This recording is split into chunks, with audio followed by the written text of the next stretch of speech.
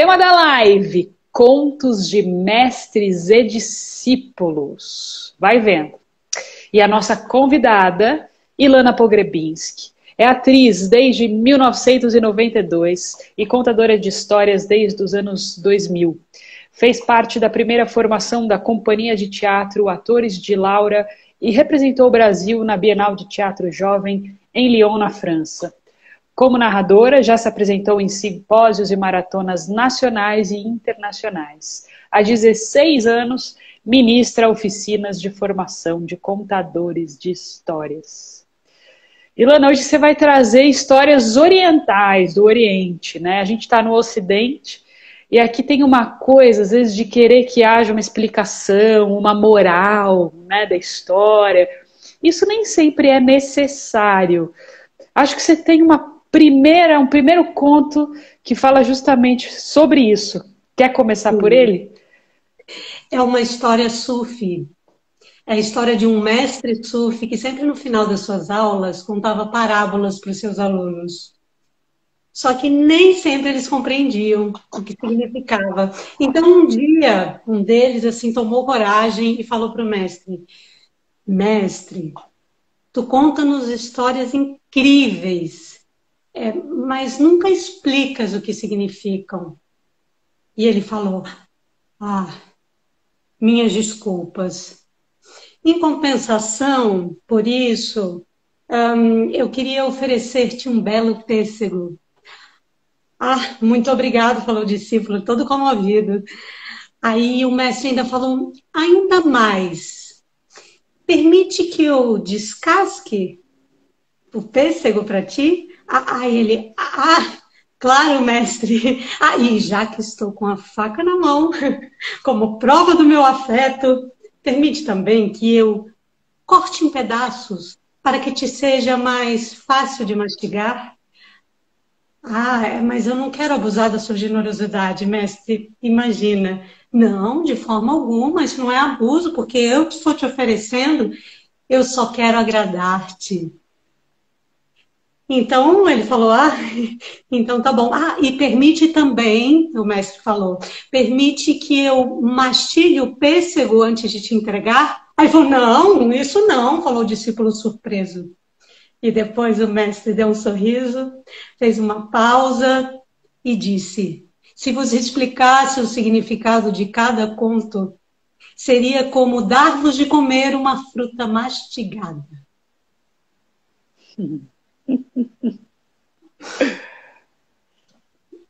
Muito bem.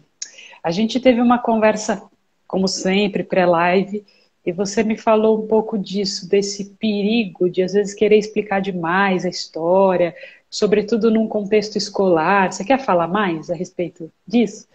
Porque as histórias, elas têm vários aspectos. As histórias, elas estão no nível simbólico, como os nossos sonhos, nossas intuições.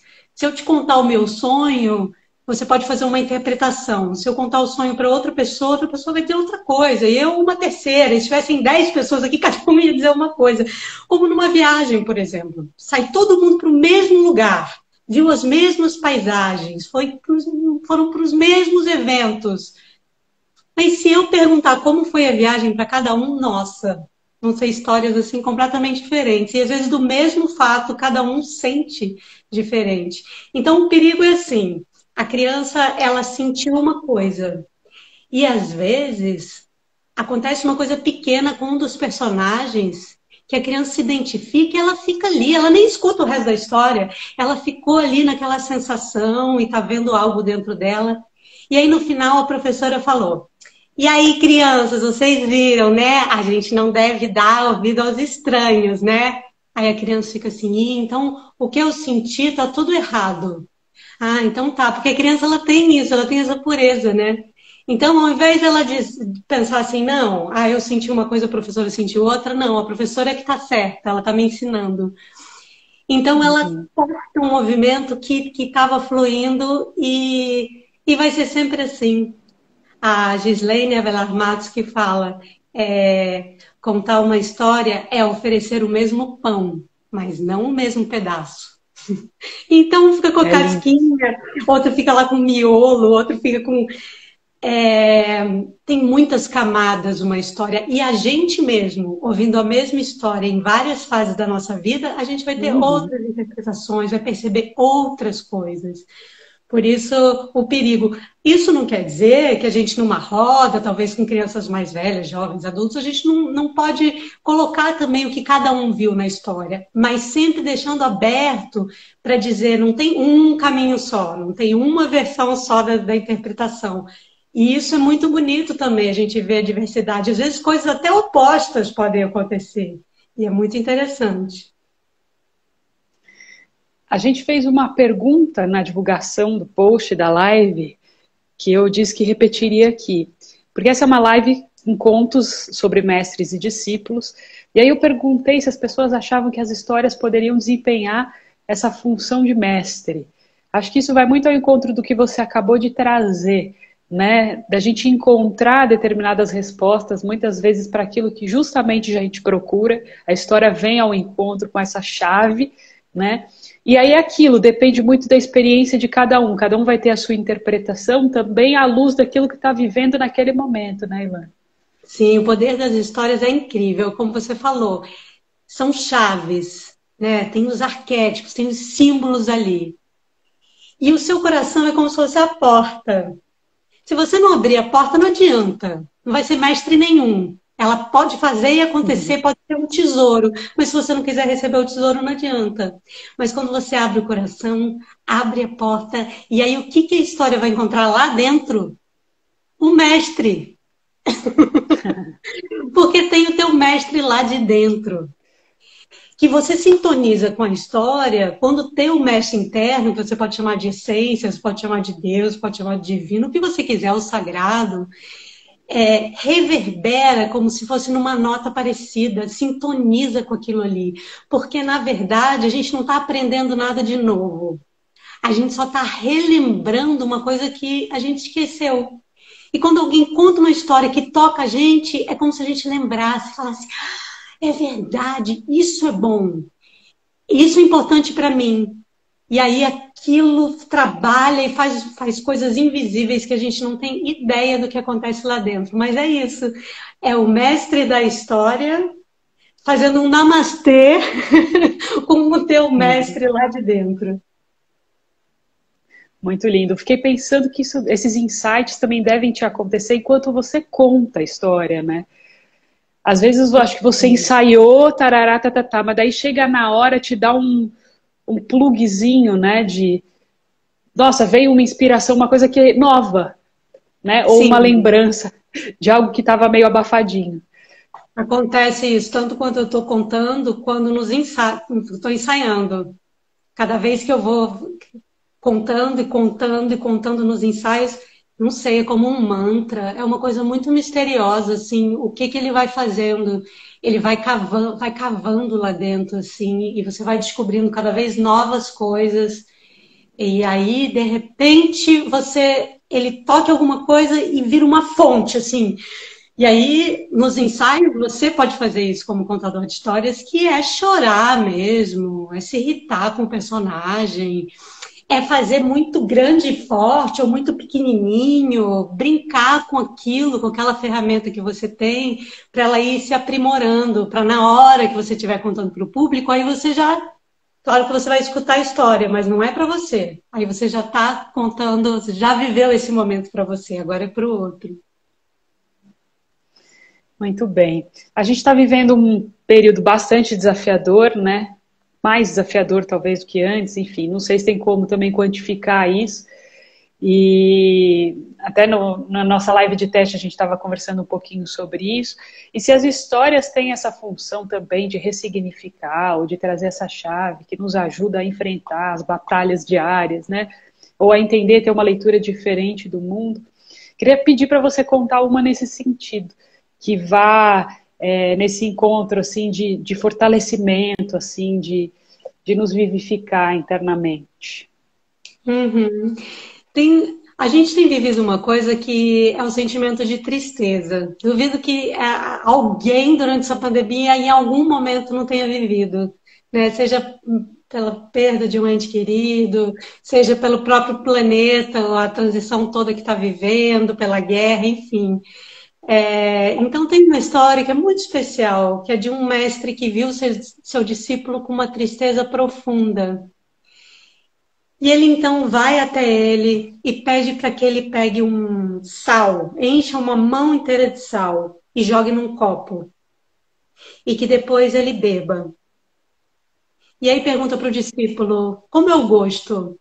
E ele diz, muito ruim. E depois, então, ele pede para deixar o copo lá e eles vão até um lago. Vão silenciosamente e quando chega bem na beirinha do lago, o mestre pede para ele de novo pegar uma mão cheia de sal e jogar no lago. E depois beber. E ele vai lá, bebe a água e o mestre pergunta, como é o gosto? Aí ele diz, é bom. Sim, mas você sentiu o gosto do sal? E ele falou, não. Então o mestre conclui, a dor de uma pessoa não muda, mas o sabor da dor depende de onde a colocamos. Quando você sentir a dor, a tristeza, a única coisa que você deve fazer é ampliar o sentido de tudo à sua volta. É dar mais valor ao que você tem do que ao que você perdeu. Em outras palavras, deixar de ser copo para tornar-se um lago.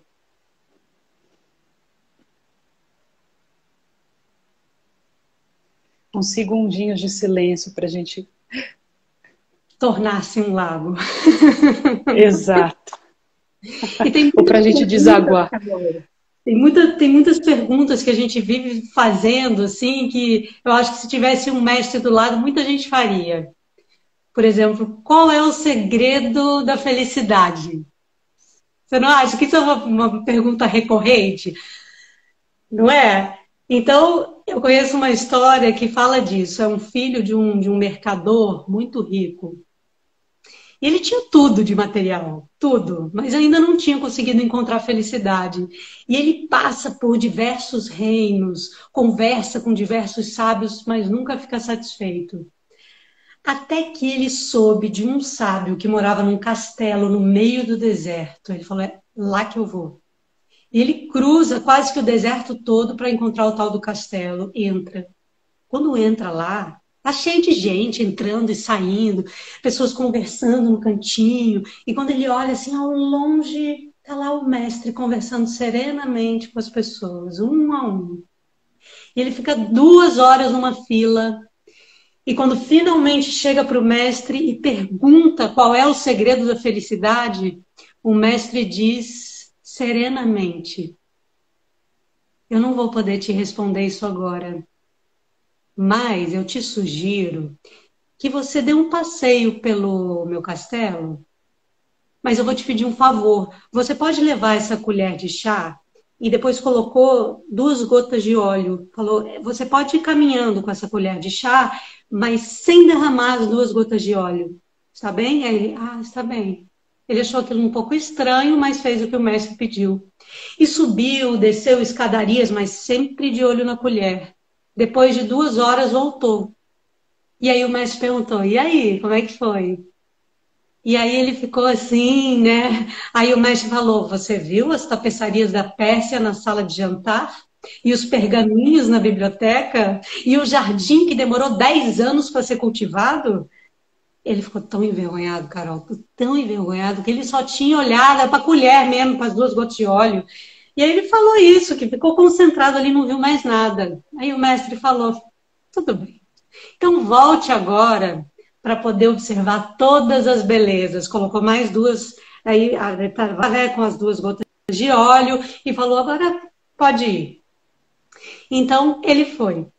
E dessa vez, nossa, ele estava completamente feliz, que ele viu as pinturas nas escadarias que ele não tinha visto, viu os pergaminhos, viu tudo que o mestre falou, o jardim, então, nossa, tinha cada flor exótica. E quando ele voltou, ele contou tudo isso para o mestre, cada detalhe que ele tinha visto.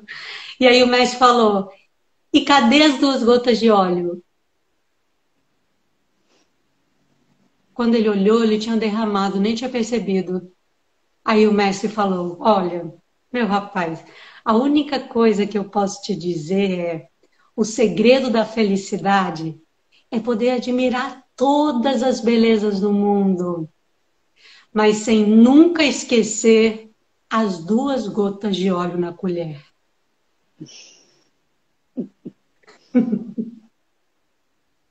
É o máximo essa história. Ela é Sim. linda demais.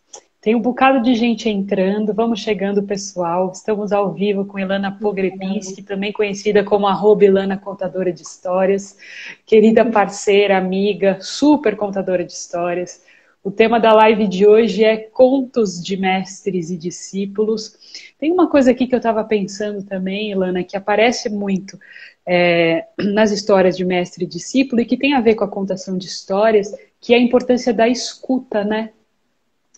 E peraí que tem só uma pergunta aqui da Denise, perguntando qual é o nome dessa história, O Segredo da Felicidade, né? Essa que Isso. você acabou de contar. Boa noite, Jéssica. Que bom que você veio. Isso. Fala um pouquinho sobre a importância da escuta, tanto para quem recebe quanto para quem conta uma história. Olha, se todos escutassem, o mundo seria outro. Mas escutar de verdade, de coração. Porque quando você escuta de coração, você percebe que tá todo mundo falando o que acredita naquele momento de vida. E tem uma aceitação daquilo. O problema é que a gente está sempre querendo falar, sempre querendo julgar, sempre querendo criticar e colocar o que a gente sente. Porque a gente tem medo, porque a gente acha que o outro vai atropelar a gente, por causa de um monte de coisa, né? Por causa da nossa cultura também. Mas os povos tradicionais, os griots, por exemplo, eles têm todo um trabalho de escuta durante muitos anos. Dizem que a partir de quantos anos? Eu acho que é 42 anos que o cidadão ele tem direito realmente da palavra. Já está num outro status, porque ele já escutou bastante até ali. Agora sim está na hora dele falar. Então, nossa, a educação toda é voltada para a escuta, né? É outra coisa. E também a escuta do nosso próprio coração. Se cada um escutasse mais internamente, seria mais verdadeiro com a sua própria vida e saberia escutar mais o outro. Então, eu acho que é isso. A gente descobriu aqui, talvez, o segredo do que falta no mundo: a escuta. Ponto. Queria mandar um beijo muito especial para as queridas irmãs Rosas que entraram por aí, não sei qual delas, entrou pelo Rosares. Um super beijo, queridas. Gente, a Ilana, eu não sei se foi essa coisa da gente ficar, desde a encarnação passada, que a gente não se vê, o que significa 3 meses, que hoje ela veio assim com a mala do coração carregada de histórias. É um monte de história que ela trouxe. E tem uma que fala de mala também, de bagagem. Aproveitando o tema, vamos nessa? Sim, é de um turista americano que vai passear no Nepal. Ele leva a mochila dele e vai.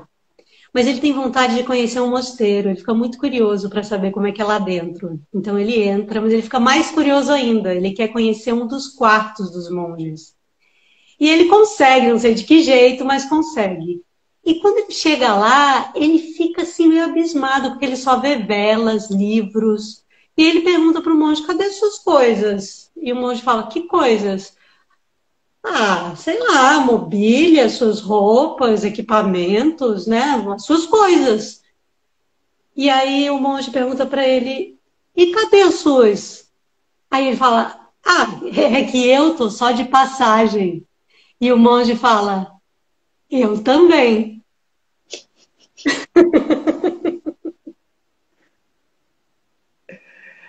Aí Maravilhosa, a maravilhosa. gente, pum, entrar numa outra dimensão, muitas vezes, né? Sair do pequeno e ir para o macro. Sim, com certeza. Querida, fala um pouco da sua agenda desse ano. Eu sei que você está com um monte de projeto rolando aí. Que bom, que bom, que bom, que bom, que bom. Quer contar um pouquinho? Sim. Olha, agora no dia 26 de março eu vou dar uma oficina, O Contador no Mundo Virtual. Não, a contação no mundo virtual. Eu mudei esse negócio de contador, porque é contador, contadora, contadora. Não, a contação no mundo virtual. Que eu vou contar a minha experiência nesse mundo online da contação de histórias, nesses 2 anos de pandemia. Então, vou dar dicas de filmagem, de som, de edição, de um pouquinho de cada coisa. A gente vai ver. Quem participar vai ganhar um e-book que eu fiz com muito carinho. Tá bem Olha! especial. E eu vou dar uma notícia em primeira mão. Eu vou dar a minha primeira presencial, depois que a pandemia começou. É uma oficina inédita, vai ser no Rio de Janeiro, na Tijuca, no Instituto de Arte Tear, e ela chama Sagrados Mistérios. Para a gente justamente Uau. aprofundar nesse mundo simbólico do conto, fazer uma ponte com a nossa vida, para a gente poder ter uma outra relação, abrir a visão de muitas coisas assim e se aprofundar nessa arte de contar histórias. E tem muita coisa rolando por aí, também de vídeos que eu vou lançar. Passei também no Plateias Hospitalares, começar a contar história nos hospitais. E também, muito legal, no Sesc, vão ter rodas de histórias. Muito bacana no Rio e em Teresópolis e em Três Rios, que aí as pessoas vão poder vir e também contar suas histórias, vai ser muito barato. Que lindo, que lindo. Queria estar no Rio de Janeiro para poder chegar Quem mais sabe? junto. Quem sabe? Quem Ó, sabe, quem sabe. Agora, parece que eu ouvi alguém falando aí nos comentários. Ah, Ilana, mas eu não sou contadora de histórias, eu não sou atriz, eu posso fazer a oficina? Faz sentido? Por que eu faria? sim, faz todo sentido. Porque nós contamos histórias desde que a gente aprendeu a falar, né? A gente fala, ah, mãe, eu caí, aí machuquei meu joelho, aí meu irmão não me ajudou, aí eu voltei. A gente já está contando história. Esse negócio de fazer uma oficina de contação de história é uma coisa muito contemporânea, né? Porque o que acontecia é que as pessoas contavam histórias, compartilhavam muito mais sua sabedoria de vida, e isso era natural de ir passando de geração em geração. Só que a gente foi ficando tão fragmentado na nossa vida, com a vinda da televisão, vinda do celular, vinda e tantas outras preocupações, né? Os próprios prédios são aquelas coisas compartimentadas, enfim, muitas coisas, e principalmente o nosso afastamento de algo mais essencial, né? Da natureza, a nossa natureza interna e externa. Então, a gente necessita de uma oficina de contação de histórias, às vezes, para fazer essa reconexão também com a nossa ancestralidade. Isso serve para a vida. Então, não importa se você já tem um tempo de contação de histórias, você vai se aprofundar, e se você nunca entrou nessa arte, não tem problema. Você vem que você vai começar a conectar coisas. E às vezes a pessoa vem porque quer contar a história melhor para os filhos, ou, enfim, para os netos. É muito lindo, e principalmente o compartilhamento das pessoas, assim, da sabedoria de cada um. Eu sei que sai todo mundo com o coração quente, assim. É muito bom. Muito bem. Falando em história, vamos para mais uma. Sim, Tem uma coisa nesses contos de mestre e discípulo também, que é uma coisa de prova, né, de um desafio para aquele discípulo se tornar né, ou às vezes para se tornar um discípulo. Tem uma do samurai que eu acho ótima. Você conta ela pra gente? tem muitas histórias disso, de um pai que tem que escolher entre os filhos quem vai ser o seu sucessor, né? Às vezes é um rei, um samurai, enfim. E normalmente são três. Tem essa coisa mágica do número três, né? De Uhum. três filhos. E cada filho age de um jeito, e aí depois o pai vai escolher. E esse é muito interessante, porque é um velho professor. É um samurai que quer deixar para um dos seus filhos a sua obra, que ele continue depois do seu legado. E aí ele tem uma ideia, porque ele está numa sala onde tem uma. Sabe aquelas portas corrediças, assim, que abrem, assim? Uhum. E aí ele pega uma almofada e coloca lá em cima da porta. E aí ele chama o primeiro filho, ele quer saber como é que ele vai reagir, né? Porque quando a porta abrir, a almofada vai cair em cima dele, né? Aí ele lá arruma tudo, aí daqui a pouco o filho entra, né? Quando ele sente que tem alguma coisa caindo, ele tira a espada da bainha e corta a almofada em dois. E cada pedaço da almofada cai de um lado.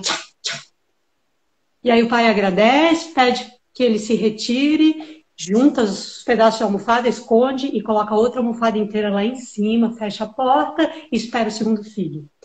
O segundo filho, quando abre a porta, sente também que tem uma coisa caindo, só que esse dá um salto e quando pega a espada da bainha, divide a almofada em 4 partes iguais. E cada uma cai simetricamente um lado do aposento onde ele está. E aí o pai agradece, pega os 4 pedaços e guarda. Então, para o terceiro filho, rearruma o cenário todo e fica lá esperando. Daqui a pouco o terceiro filho entra. Quando ele abre a porta, também percebe que tem uma coisa caindo. Só que ele pega a almofada, acolhe no seu peito, depois coloca no chão, senta em cima da almofada, faz uma reverência ao pai e aos pés do pai diz: Pai, o que você deseja? E nesse momento, o velho samurai tem certeza. Ele decide naquele momento quem vai ser o seu sucessor. Linda, linda, linda. Qual que você acha que é a importância de se existir mestre, da gente ter um mestre, da gente ter uma referência? Os mestres são um grande portal. E às vezes, assim, o mestre é a nossa mãe, nosso pai, só podem ser, né, os nossos primeiros mestres, assim, os nossos professores, a natureza, as histórias. Elas são portais que podem nos levar além. E uma vez eu escutei uma coisa tão linda de o que seria um verdadeiro mestre. É uma imagem, assim, como se cada um de nós estivesse num degrau de uma infinita escada. Cada um no seu ponto evolutivo. E o mestre, o verdadeiro mestre, pega quem está embaixo e não traz para onde ele está. Ele joga para cima. Catapulta você para além do que ele é. Esse é o verdadeiro mestre. Agora, você só vai poder ser pego pelo mestre se você também fizer o mesmo movimento. Estiver pegando alguém lá de baixo e ó, porque quando você faz assim, ó, sua mão tá pronta para que o mestre te pegue e te leve lá para o alto. Eu achei tão linda essa imagem. Esses são os verdadeiros mestres. E todos nós somos mestres. Mesmo a gente tendo muito pouquinha consciência, sempre vai ter alguém necessitando daquele pouquinho que você sabe para poder ser catapultado lá para cima, no bom sentido. Muito bonita essa imagem mesmo. O pessoal está comentando, estou gostando da participação, obrigada, gente. Na hora que você estava falando das oficinas para todo mundo, né? A Beca Alme falou que a gente precisa encontrar dentro de nós a nossa voz, o nosso texto, né? Então, esses espaços também servem para a gente se conectar com a nossa própria história, aquilo que você estava falando, e também encontrar meios de comunicá-la, né, aos outros. Isso é muito bacana. E a Denise Mendes Lopes, enquanto você falava agora, disse assim: olha, lembrei da história do pote vazio, que é linda demais também. Tá no seu canal do YouTube, né, Ilana? Sim. Ela tá num mini documentáriozinho que foi feito, e aí eu conto rapidamente a história. Mas um dia eu ainda vou fazer ela, filmar ela bem bonitinho para o canal, assim, ela inteira, com mais detalhes. Mas tá lá. Quem não encontrar, manda um direct para mim, manda um... Enfim, faz um comentário lá no post que eu mando o link. Muito bem. Eliana Ferreira Teobaldo dizendo: parabéns, live maravilhosa, aquece a alma. Que bom. Agora tem um outro conto de samurai que eu tô lembrando aqui que eu acho muito incrível, assim. Eu chorei muito ensaiando ele. Eu nunca contei essa história assim para público. E agora me deu vontade de contar. É de um samurai que ele era conhecido por sua nobreza, por sua honestidade. E ele um dia resolveu procurar um monge zen para pedir conselhos. Mas quando ele entra no templo e vê o monge meditando, ele se sente inferior. Então, ele conclui que, mesmo tendo passado a vida inteira lutando por justiça, por paz, ele não tinha chegado nem perto daquele estado de graça que aquele homem emanava. Então, ele foi lá, bem pertinho do mestre, e falou: por que razão que eu me sinto inferior a ti? Olha, eu já encarei a morte muitas vezes, sabe? Cara a cara. Eu já defendi os mais fracos. Eu não tenho do que me envergonhar, mas ao vê-lo meditar, é como se a minha vida não tivesse importância nenhuma. E o mestre então respira fundo e fala: espere. Assim que eu atender todo mundo que aparecer por aqui hoje, você vem falar comigo que eu lhe dou a resposta. E o samurai então vai até o jardim e fica aguardando. E começa a observar as pessoas entrando e saindo do templo, e ele consegue ver assim bem de longe o mestre. A cada pessoa que chega, ele dá um sorriso luminoso. E com cada um, nossa, é uma paciência, é uma calma. Só que o ânimo do samurai vai piorando a cada momento. Porque ele não tinha nascido para esperar, ele tinha nascido para agir. Mas ele ficou lá pacientemente esperando, se contorcendo. E quando todos partiram e a noite chegou, ele foi até o mestre e falou: agora, mestre, você me ensina? E aí ele então pediu que ele entrasse no templo e o conduziu até seu quarto. E lá tinha uma janela enorme, com uma lua cheia. Você viu a lua cheia hoje, Carol? Pelo Aqui tá menos meio aqui. nubladinho, né? Ai, não, aqui tá tudo aberto, a lua tá cheia, tá lindo, tá... devia estar assim. E eu tava aqui hoje preparando as coisas, eu falei: a lua da história, tá exatamente assim. Lindíssima. E aí o monge pergunta para ele: a lua é linda, não é? E o samurai diz: sim. Então, a lua, lindíssima assim como é, ela vai cruzar todo o firmamento. E amanhã o sol vai tornar a brilhar. Só que o brilho do sol é muito mais forte do que o da lua. Tanto que a gente consegue ver os detalhes das paisagens, das árvores, das nuvens. Mas olha, que há muitos anos que eu contemplo a lua e o sol. E sabe que eu nunca vi a lua dizendo assim: ai, por que será que o brilho do sol é maior que o meu? Será que eu sou inferior a ele? E o samurai deu um sorriso e falou: não, claro que não, são coisas diferentes, né? São belezas diferentes, a gente não pode comparar.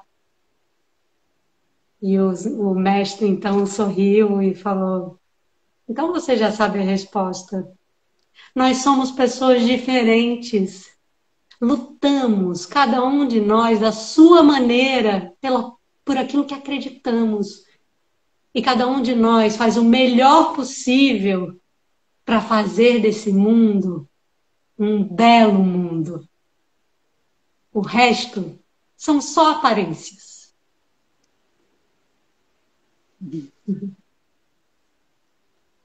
Ai, é demais, né? Muito bem. Linda, linda, linda. Ó, Oliveira Eni perguntou aí, quando e em qual SESC do Rio vão acontecer as oficinas? O SESC não vão ser oficinas, vão ser rodas de histórias, abertas a todos que quiserem contar histórias. Vão acontecer em junho e em julho. Depois eu posso passar as datas direitinho. A divulgação mesmo oficial não saiu ainda, mas vai ser SESC Copacabana, SESC Teresópolis, SESC Três Rios e SESC Ramos. É bom que são 4 lugares bem diferentes, para todo mundo poder participar. Muito legal. Quem não segue ainda a Ilana, aqui no título, aqui ó, Contos de Mestres e Discípulos. Aí tem uma flechinha assim para baixo. Se você apertar exatamente aqui, gostei dessa brincadeira, vai aparecer a Ilana e aí dá para você seguir sem sair da live. Então já aproveita e faz isso. Fica essa dica. Assim, eu posto praticamente todo dia no Instagram. Tem só um dia por semana que eu não posto, mas tem assim frases inspiradoras de várias pessoas, vários mestres, vários sábios, vários artistas do mundo. Tem histórias uma vez por semana, tem poesias, muita coisa legal. Acho que vocês vão curtir. É só boniteza, gente. É um respiro e uma boniteza no feed de vocês. Contos de Janice dizendo, nossa, demais, e muitos coraçõezinhos. Roberto de São Bernardo, estou emocionado aqui com as histórias. Muito legal, obrigada pela participação, gente. Muito que bem. Vamos agora para do elefante. Menina, essa história é demais. Até me ajeitei. É muito legal, porque essa história de um discípulo que era muito persistente e muito dedicado, ele começou a ser elogiado pelos mestres do templo, né? Então, um dia o mestre dos mestres chegou para ele e falou assim, olha, eu acho que já está na hora de você se tornar um mestre. E aí ele ficou assim surpreso, até, nossa, e com muita humildade agradeceu. Mas ele sabia que sempre tinha uma última prova antes de poder se tornar mestre. Então ele ficou aguardando, assim, e o mestre dos mestres falou, olha, você vai se encontrar comigo no pôr do sol, exatamente no pôr do sol, lá na Torre Leste, e aí eu vou te passar a prova, e caso você passe por ela, você vai ganhar o título de mestre, a gente vai preparar uma cerimônia e tal. E você já sabe como se preparar, não preciso falar isso para você depois de tantos anos. E ele então se despede do discípulo e o discípulo vai para o seu quarto e começa a se preparar meticulosamente, como ele já estava acostumado. Então ele fez o seu trabalho de alongamento, de respirações, ele repousou um pouco porque ele ficou imaginando que deveria passar a noite em vigília, já que era já no pôr do sol, falou assim, então é bom estar bem descansado para me concentrar bem. Aí cuidou da alimentação, colocou uma roupa bem confortável, e, enfim, chegou a hora, partiu lá para a Torre Leste e encontrou o mestre. E o mestre, então, com um sorriso, falou, você vai ter que passar a noite em claro. Aí o discípulo pensou, já fiz isso muitas vezes, aí, nossa, maravilha. E aí ele falou assim, o mestre, né? Você pode utilizar todas as técnicas que você já aprendeu durante todos esses anos, todas as ferramentas. Só não vai poder fazer uma coisa. Aí ele, o que, mestre? Só não vai poder pensar em elefante amarelo. Aí o discípulo ficou pensando, elefante amarelo? Só isso, mestre? Eu não posso pensar em elefante amarelo? Ele falou, sim, você compreendeu. E olha, eu vou vir aqui bem no nascer do sol, e aí, se você tiver conseguido fazer a tarefa, vou te levar direto para a cerimônia que vai te tornar um mestre. Tenha uma boa noite. E saiu. Ai, o discípulo pensou assim... Aí, durante todos esses anos eu me preparei, nossa, eu fiz tantas práticas profundas e de que me levaram à beira de um abismo mesmo, de perigo, de tão... Ai, gente, essa tarefa é tão, assim, parece boba, né? Parece tão assim, ele ficou meio decepcionado mesmo. Mas aí depois ele falou assim, não, que prepotência minha, imagina, não. As coisas simples, às vezes, é que mostram as grandes virtudes. Não, de jeito nenhum. Então, ele se preparou, fez uma postura de lótus, aquela postura assim, né, com as pernas assim. Deu uma primeira respiração profunda e, de repente, pum, elefante amarelo apareceu na sua mente. Aí ele... se concentrou, fez uma técnica para esvaziar a sua mente. Depois de alguns minutos, tim, elefante amarelo. Aí ele achou aquilo um pouco divertido, sabe? Ele achou pouco assim engraçado, o elefante daquela cor, né? Ah, tá bom. Então, mudou a técnica, se concentrou, bastante energia, tchan! Daqui a pouco, um desfile de elefantes amarelos apareceu em sua mente. Aí ele, bom, então vou fazer mantras. Aí começou a cantar, cantar, cantar, cantar, mas os elefantes amarelos iam aparecendo aqui, aparecendo ali, apareciam atrás de cenários, espiando, e também como balões flutuando pelo céu. E aí, quando ele viu, já tinha passado a metade da noite. Mas ele não se deu por vencido, não, Carol.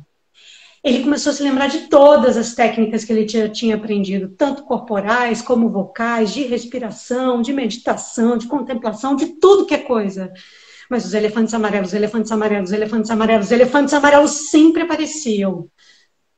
Então, o sol nasceu e o mestre apareceu e o discípulo estava lá com os olhos fundos, irritado, tentando segurar a sua irritação. E o mestre então perguntou, conte-me como foi sua noite. E aí ele começou a contar de todos os elefantes amarelos que ele tinha visto e de todas as técnicas que ele tinha feito. E começou a contar mesmo cada técnica.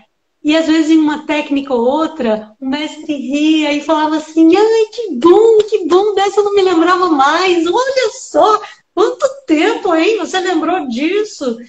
Só que o discípulo nem ouviu o que o mestre falava. Ele ia falando, falando, falando, e no final falou assim, eu fracassei, mestre. Você desculpe, a tarefa que o senhor me confiou, eu falhei. E o mestre deu um sorriso iluminado, que o discípulo não viu, porque estava cabisbaixo, e ele falou assim, agora você lava o rosto e vamos para a cerimônia para comemorar o seu título de mestre. Ele falou, acho que o senhor não me escutou. Mestre, eu fracassei, eu falhei. E o mestre falou assim, meu filho, presta atenção no que eu vou lhe falar. Você usou todas as ferramentas, todas as técnicas, só que essa prova era apenas para você compreender que quando nos proibimos de pensar algo, isso nunca mais nos abandonará. E dizem que foi uma cerimônia memorável, digna de um grande mestre. Muito bom, muito bom, muito bom. Nossa, quantos corações! Gratidão, gratidão. Não, milhões de corações. Agora, a Jéssica fez uma pergunta que foi a seguinte, Ilana, você vai cantar também? Ah, vou sim. A gente vai terminar com uma música especial, que talvez vocês já tenham escutado até numa outra live, mas é uma música, assim, para todo o planeta. É agora, Carol, que a gente vai fazer ou daqui a pouquinho? Não. Daqui a pouquinho a gente faz. Vocês acham que Ilana vem aqui, Ilana não vai cantar? Meu Deus do céu, Ilana vai cantar. Vai cantar para a gente não sonhar com elefantes amarelos. Sim. Olha só, a gente está caminhando quase aí para os finalmente das histórias, porque a gente ainda vai ter mais coisa pela frente um pouquinho. E aí tem uma, essa última, que eu já sei qual é, né?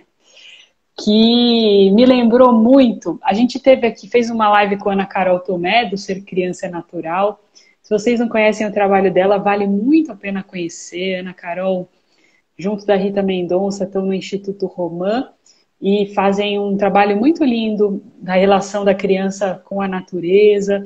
E, enfim, Ana Carol tem um projeto de trilhas, ela faz trilhas em parques, com bebês, crianças bem pequenininhas mesmo. E ela costuma dizer que as trilhas que ela faz com eles são as menores e ao mesmo tempo as mais longas. Porque imagina, o bebezinho, tudo para ele é novidade, né, Ilana? Então ele ele vai olhar cada detalhe, o grãozinho da terra, a folhinha. Aí acontece alguma coisa, cai um negócio, ela faz... Aí as outras crianças vêm para ver o que aconteceu. Então aquilo vira um super acontecimento, uma grande experiência. totalmente diferente se acontecesse com adulto, né? Tipo, faz essa trilha aqui, 1 minuto resolveu. É quase que o olhinho, né? Tá tão atenta né, em chegar que não presta atenção no entorno, né? E essa história especificamente é bem isso, assim, ela é super curtinha, mas de uma profundidade enorme. Então eu vou aproveitar que dia 20 de março é o dia do contador, da contadora de histórias. Olha, Para oferecer a Jéssica, que está aqui, acho que tem vários contadores e contadoras de histórias. A Jéssica é o que eu consegui ver, mas imagino que tem outras pessoas. Oferecer a essas pessoas que estão na live e também todas que vão assistir depois. E vamos comemorar esse 20 de março com essa história. Talvez se eu escolhesse uma história na vida, talvez eu escolhesse essa. nossa, Estou pensando nisso. Porque é uma história que tem 4 frases. Mas ela é de uma profundidade, assim, toca muito meu coração. É assim. Um discípulo pergunta para o mestre: Mestre, como devemos tratar os outros? E o mestre responde: Não existem outros. tá? Faz super sentido para tudo que a gente está vivendo, em especial agora, né? Mas essa pauta de fraternidade, né, tão necessária, que Sim, deve outro dia estar eu ancorada. estava tendo uma conversa com os meus filhos, assim, dizendo para eles que tem certas coisas que são optativas, que você pode escolher. Ah, vou tomar sorvete de creme ou sorvete de chocolate. Tudo bem, tanto faz, questão de gosto. Mas tem coisas que não podem, que a gente tem que saber que estão erradas. Então, você querer exterminar uma raça, querer exterminar um povo, você ter preconceito por um tipo de pessoa, isso está errado. Isso tem que estar bem no cerne da educação, bem na estrutura. Falei, gente, viu o que aconteceu com aquele cara lá falando que tinha que ter um partido assim, assim? Vocês já sabem a história. Isso está errado. Isso está querendo dizer, vamos exterminar esse tipo de povo, esse tipo de... Não está certo. Então, hoje as coisas estão muito assim, né? Muito, eu quero expressar o que eu sinto, o que eu acho, mas tem coisas que não são legais mesmo. E principalmente a criança, o jovem, os pais têm que deixar isso muito claro. Tem coisas que são optativas, outras não. Outras são, vamos dizer assim, é do mal mesmo. E a gente tem que saber indicar esse caminho, né? Tem tantos caminhos possíveis, mas tem uns que tem que fechar mesmo. A gente tem que dar voz à diversidade. A gente tem que saber abraçar o diferente, porque é com o diferente que a gente cresce, não é com o igual. É igual a mim, o que eu vou crescer? Mesmo que o outro esteja dizendo coisas completamente loucas que eu nunca vou seguir, a gente aceita, a gente respeita. E eu acho que a história traz isso. Ainda mais quando a gente conta histórias de vários lugares do mundo, de vários povos. A gente pode ver como é beleza, como é rico o nosso mundo. A gente não tem que ficar levantando bandeira, a minha é melhor que a sua. Isso...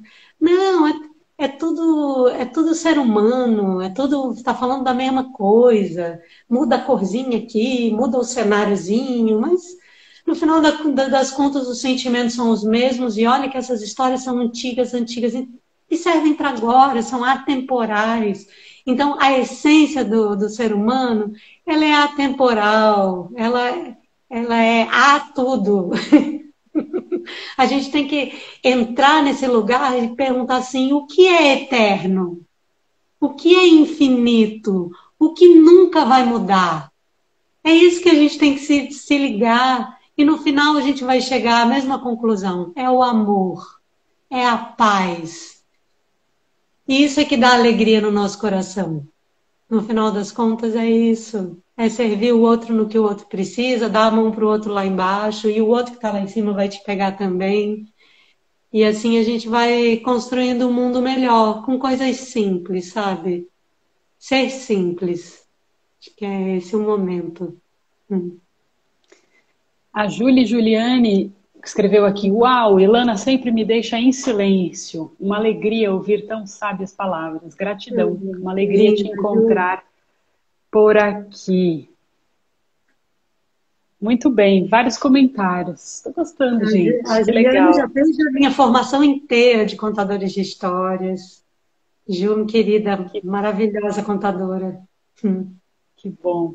Ó, querida, entrou um bocado de gente aí agora, recentemente. Você quer falar mais uma vez, rapidinho, da sua agenda, antes da grande música final, do grande finale? Isso. Bom, quem quiser me seguir, só naquela setinha ali em cima que a Carol já mostrou, aperta ali e aí começa a seguir. No Instagram eu posto quase todos os dias coisas bacanas. Eu tenho Facebook também, Ilana Contadora de Histórias, e tem um canal do YouTube com muitas histórias.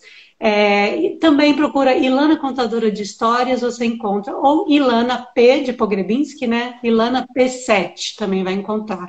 Aí eu esqueci de falar do Festival Amazônico de Contação de Histórias, que eu fui uma das pessoas escolhidas. Foram 340 inscrições e 25 pessoas escolhidas do Brasil inteiro, com vídeos já prontos. Então eu gravei o Jardim Mágico, que é uma história do Cazaquistão incrível, que vai ao ar dia 21 agora. Eu vou anunciar no Instagram, vou mandar link do YouTube, tudo direitinho, para vocês assistirem. O festival começa no dia 18 e tem vários contadores do Rio, de vários lugares do Brasil, vale muito a pena. E a próxima oficina é dia 26 de março agora, a contação no mundo virtual, que eu vou trazer a minha experiência desses 2 anos aí de filmagem, edição, de som, e todo mundo vai compartilhar também que estiver na oficina, isso é super rico. E, uma coisa importante, eu dou mentorias personalizadas. Então, se você quer ensaiar uma história específica comigo, numa aula individual, ou então quer trabalhar um material para contar a história, a Janice, que está aqui, já fez uma mentoria assim. Enfim, o que você quiser que esteja nesse âmbito da contação de histórias, entre em contato, por isso que é uma mentoria personalizada. Eu vou te dizer, isso aqui eu vou, não, isso aqui não tem a ver. Enfim, e a gente vai aí construindo uma coisa bacana.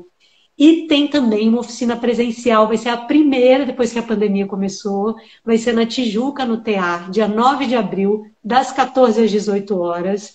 A oficina chama Sagrados Mistérios, para a gente se aprofundar nesse mundo simbólico da história, fazer um link com a nossa vida, para a gente poder contar cada vez melhor as histórias. É isso, e vão ter rodas de histórias aí em junho e julho, que eu vou anunciar, muita coisa bacana. Agora as coisas estão se abrindo, né, Carol? Aí dá uma alegria, assim. Então vai ter no virtual e vai ter no presencial também. Sim, vamos de máscara, com todos os cuidados, mas vamos ao vivo e aos pouquinhos retomando aí o que era antes, ou não exatamente o que era antes, mas nunca mais vai mais ser. Perto disso. Bom, então podemos encerrar com a força da paz? Sim. Algumas pessoas aqui já conhecem, a Ju conhece, várias pessoas aqui conhecem essa música. E eu vou escutar vocês cantando daqui, tá? Eu não vou escutar fisicamente, mas vou escutar com o meu ouvido interno. Espero que vocês cantem sim, e a gente não vai cantar pra gente, não.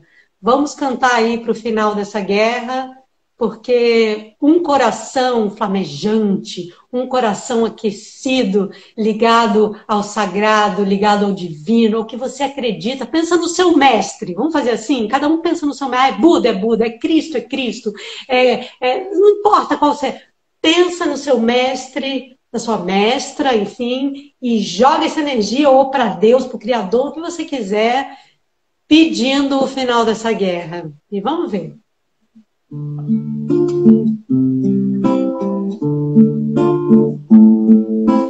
Força da paz, cresça sempre, sempre mais, que reine a paz e acabem as fronteiras, nós somos um. Força da paz, força da paz,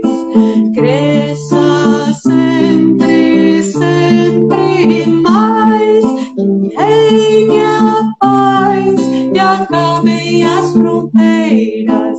Nós somos um, nós somos um, nós somos um, nós somos um, nós somos um.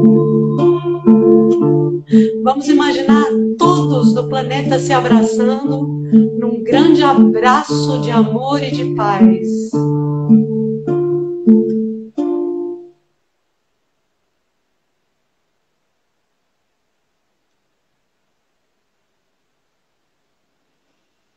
Gratidão, minha querida.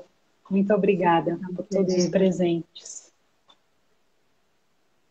Um presente são vocês, sabe? Esse trabalho de educação para a paz é primoroso, é precioso. As pessoas que me seguem ainda não seguem Educação para a Paz também vão lá na setinha e comecem a seguir. Tem o Educação pela Paz, tem Educação para a Paz, tem o do Yogananda Brasil, não é isso? Fala de todas as páginas do projeto. Isso, Educação para a Paz, que é esse aqui, onde estamos, que tem um programa Onisciência de Educação para a Paz, todo baseado na ciência da yoga, valores que estão afinados com ela, em especial o How to Live, que é a metodologia criada pelo Yogananda quando fundou uma escola em Ranchi, na Índia. Yogananda é considerado o pai da yoga no Ocidente. E a gente tem a conta também, o perfil Yogananda Brasil, ali só com conteúdos relacionados mesmo a esse mestre, a esse grande mestre, falando hoje de mestres e discípulos. Yogananda é um grande mestre. Gente, quero muito agradecer, foi linda essa noite, super especial, um carinho mesmo na alma, no coração. Muito obrigada pela participação de todo mundo, vários comentários, chuvinha de corações. E é isso, voltamos... Quem quiser tirar um print agora da tela, a gente faz uma pose bem legal assim, aí coloca nos stories de vocês, fica tão legal, eu adoro ver stories. Aí marca lá, Ilana Contadora de Histórias, Educação para a Paz, e aí a gente reposta. Então vamos fazer uma pose, Carol? Tchan, tchan. É para falar o quê? Elefante amarelo. Elefante amarelo. Bela. Yeah! Muito bom, minha gente. Bom, é isso. Então nos vemos mais adiante. Ilana ainda vai voltar esse ano muitas vezes para a gente estar junto aqui, fazer esse momento sempre tão valioso. É ouro ter Ilana aqui. Beijo, tudo de bom aí, muita luz nos projetos todos. Conta com a gente, tamo junta. Beijo, gente. Boa semana. Tchau, tchau.